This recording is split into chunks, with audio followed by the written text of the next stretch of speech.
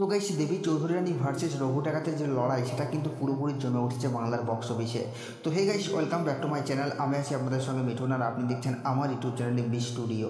তো আজকে আমরা কথা বলবো দেবী চৌধুরী রানী মুভি টোটাল 15 দিনের গ্রস বক্স অফিস কালেকশনকে নিয়ে, এবং কথা বলবো রঘু ডাকাতের টোটাল 16 দিনের গ্রস বক্স অফিস কালেকশনকে নিয়ে। তো ভিডিওটা আপনাদের জন্য অনেকটা ইন্টারেস্টিং হতে চলেছে, তাই ভিডিওটাকে শুরু থেকে নিয়ে শেষ পর্যন্ত কন্টিনিউ করবেন। এবং আপনি যদি আমার চ্যানেলে ফার্স্ট টাইম হয়ে থাকেন তো প্লিজ চ্যানেলটাকে সাবস্ক্রাইব করে ভিডিওতে একটা লাইক করে দেবেন। তো চলুন ভিডিওটি শুরু করা যাক।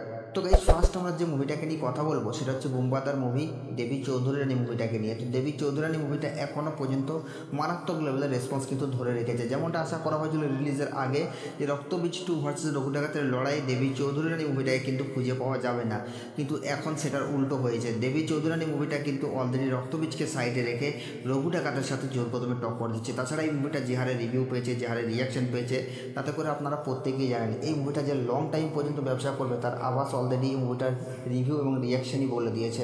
এবং এই মুভিটাকে অলরেডি প্যান ইন্ডিয়াতে রিলিজ করাটা একটা বিরাট বড় পরিকল্পনা চলছে। এবং সব মিলিয়ে যদি আমরা দেখি তো বুম্বাদা যদি মাস অফ তারে কামব্যাক করে এখনও পর্যন্ত বাংলার বক্স অফিস কিন্তু কেঁপে উঠবে। কারণ দেবী চৌধুরী রানী মুভিতে বুম্বাদার যেভাবে অ্যাকশন অফ তারে কামব্যাক করছে সেটা হয় আসলেই অবিশ্বাস্য। এবং বলে না পুরোনো চাল ভাতে পড়ে, সেটাই হয়েছে। তো বুম্বাদা এই জন্যই কিন্তু মিস্টার ইন্ডাস্ট্রি বলা হয় তাকে। তো যাই হোক, এখন আমরা কথা বলবো যে মুভিটা তার 15 দিনে এসে কত টাকা আয় করলো। তো গাইস, আপনাদেরকে জানিয়ে দিই দেবী চৌধুরী রানী মুভিটা তার ডে 15 এসে বক্স অফিস কালেকশন করেছে প্রায় 11 লক্ষ টাকার মতো। এবং টোটাল মুভিটা এখনও পর্যন্ত 15 দিনে গ্রস বক্স অফিস কালেকশন করছে 3,97,00,000 টাকা। তো গাইস, এই মুভিটার বক্স অফিস কালেকশন নিয়ে আপনাদের কি মতামত আপনারা নিচের কমেন্টে অবশ্যই জানাবেন। তো গাইস, সেকেন্ড আমরা যে মুভিটাকে নিয়ে কথা বলবো সেটা হচ্ছে রঘু ডাকাত মুভিটাকে নিয়ে। তো রঘু ডাকাত মুভিটা এখনও পর্যন্ত মারাত্মক লেভেলের রেসপন্স ধরে রেখেছে। তাছাড়া মুভিটা যে বক্স অফিস কালেকশন করবে তার আভাস অলরেডি দিয়ে দিয়েছিল। কারণ এই মুভিটা এখনও পর্যন্ত যে হারে বক্স অফিস কালেকশন করছে বা বুক মাই শোতে যে হারে এখনও পর্যন্ত টিকিট ট্রেন্ডিংয়ে রয়েছে, 24 ঘন্টায় 5 থেকে 6 হাজার টিকিট সেল করছে এখনও পর্যন্ত, এখানেই বুঝতে পারা যাচ্ছে যে মুভিটার মধ্যে কী আছে। এবং যারা মুভিটাকে নেগেটিভ রিভিউ দিয়েছিল, যারা মুভিটাকে নিয়ে নানা রকমের নেগেটিভিটি করেছিল, তাদের কিন্তু পুরোপুরি মুখে ঝামা ঘষে দিয়েছে।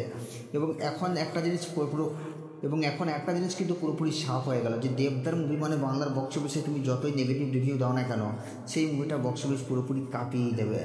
তো এখন প্রশ্ন হলো রঘু ডাকাত মুভিটা তার ডে 16তে এসে কত টাকা আয় করলো।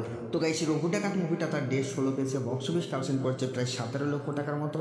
এবং টোটাল 16 দিনের মুভিটা এখনও পর্যন্ত বক্স অফিস কালেকশন করেছে 14,48,00,000 টাকা। তো গাইস, এই মুভিটার বক্স অফিস কালেকশন নিয়ে আপনাদেরকে মতামত নিজের কমেন্টে অবশ্যই জানাবেন। এবং এই দুটো মুভির বক্স অফিস কালেকশনে আপনারা কোন মুভিটাকে এগিয়ে রাখছেন সেটাও নিজের কমেন্টে জানাতে বলবেন না।